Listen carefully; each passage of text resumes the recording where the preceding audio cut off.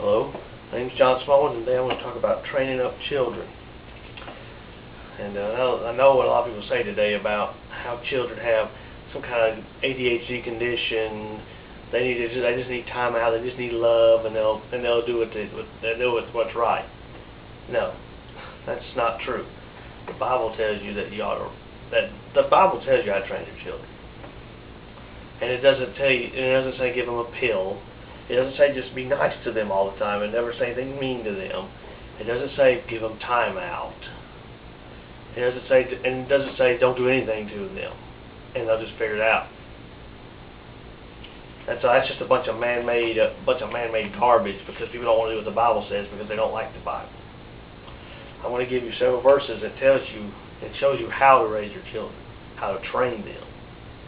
Ephesians 6:1-3. Children, obey your parents in the Lord, for this is right. Honor thy father and mother, which is the first commandment with promise, that it may be well with thee, and thou mayest live long on the earth.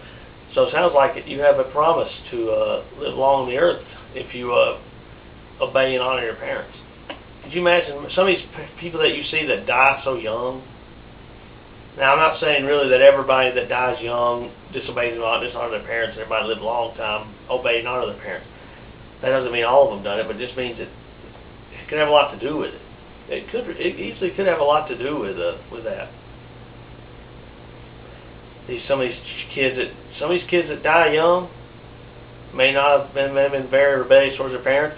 Some of the ones that you see that live maybe 90, 100 years might have been obedient and honored to their parents.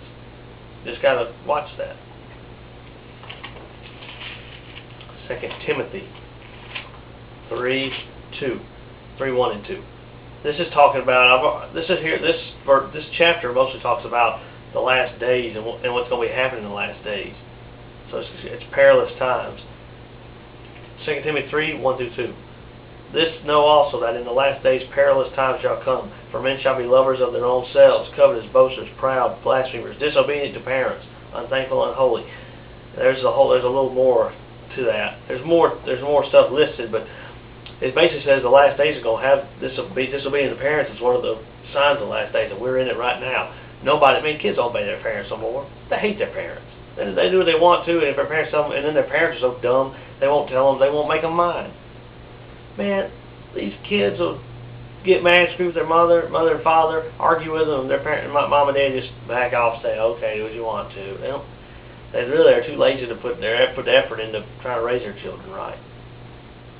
They're too busy thinking about themselves to worry about the child, and then the child grows up and becomes a heathen, and then they wonder why.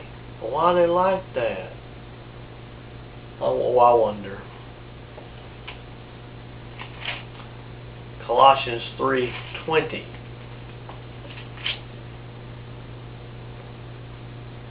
Children, obey your parents in all things, for this is well pleasing unto the Lord. Verse 21, fathers, provoke not your children to anger, lest they be discouraged. Mark 7:10.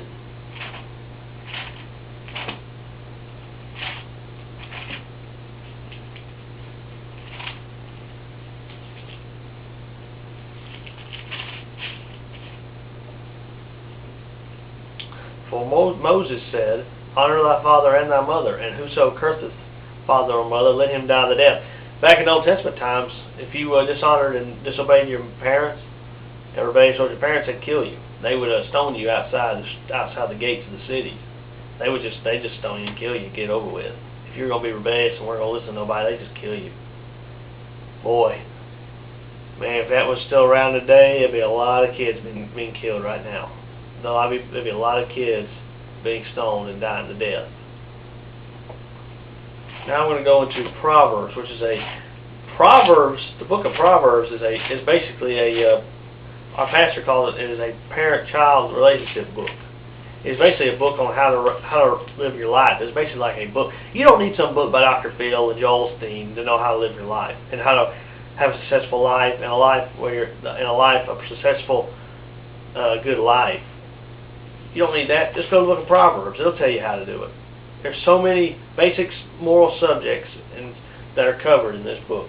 You don't need some doofus writing you a book telling you how to do something. That's all you need right here. Proverbs 30:17. The eye that mocketh at his father, and despiseth to obey his mother, the ravens of the valley shall pick it out, and the young eagle shall eat it. Proverbs 30:11, and I'm going to read 11 through 14. There is a generation that curseth their father, and doth not bless their mother. There is a generation that are pure in their own eyes, and yet is not washed from their filthiness. There is a generation, oh how lofty are their eyes, and their eyelids are lifted up. There is a generation whose teeth are as swords, and their jaw teeth as knives, to devour the poor from off the earth, and the needy from among men. That started with a generation that won't follow and won't do what their parents tell them. They're disobedient, dishonoring their parents. An evil generation. Proverbs 29. That's 15 and 17. Proverbs 29:17. Correct thy son, and he shall give thee rest. Yea, he shall give delight unto thy soul. You ever seen these kids? Ever seen these parents that have these kids that are just won't mind them on anything they say? Always want to fight and argue with them, crawling around everywhere. They tell them to do something, they won't do it. They just run all over the place, and they're just so disobedient. It's such a burden on the parents. They can't do nothing with them. And they look like they're about to lose their mind. If you correct your son or daughter, it says they'll give thee rest. That kind of stuff won't happen. If you correct them and make them mind and show them that you're the boss, and that they're going to mind and they're going to do what you tell them to do, and you raise them right in the Bible, you don't have to worry about all that stuff. You tell them to do something, they'll do it. They'll be a big help to you. They won't be a hindrance to you. They'll give thee rest. Proverbs 29:15. The rod and reproof give wisdom, but a child left to himself bringeth his mother to shame. That's a big one today that a lot of people don't like. Even if they read it, even if they know, most people know that's there, but they'll just kind of skip over it. We can't raise our kid like that. We can't use a rod on them. That's not nice. That's child abuse. No, it's not. That rod there is talking about like a stick. Some of you people, and y'all know what a hickory is. Y'all know what a rod is. That's what a rod is. It's not a metal rod. It's not a crowbar. See, somebody read that and say, "Oh, we're talking about getting a metal rod or something, beating them up and killing them." You have no common sense. That's not what it's talking about. It's talking about just like a hickory switch, or maybe a belt or something.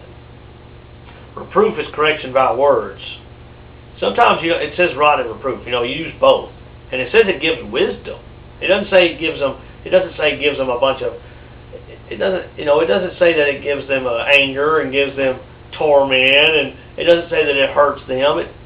It seems it hurts them for a little while, but they'll get in their mind that they need to stop acting that way and start to mind. They'll just see every time they disobey, they're going to get the rod or reproof for both of them.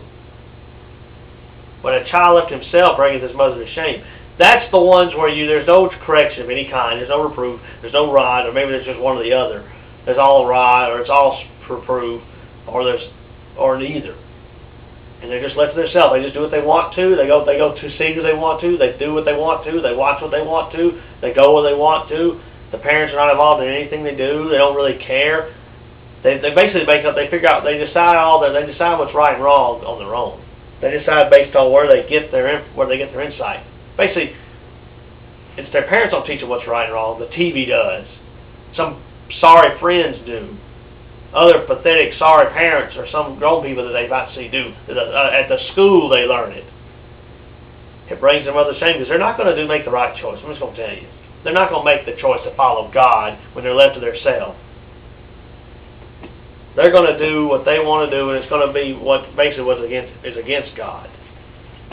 And I'll do part 2 later.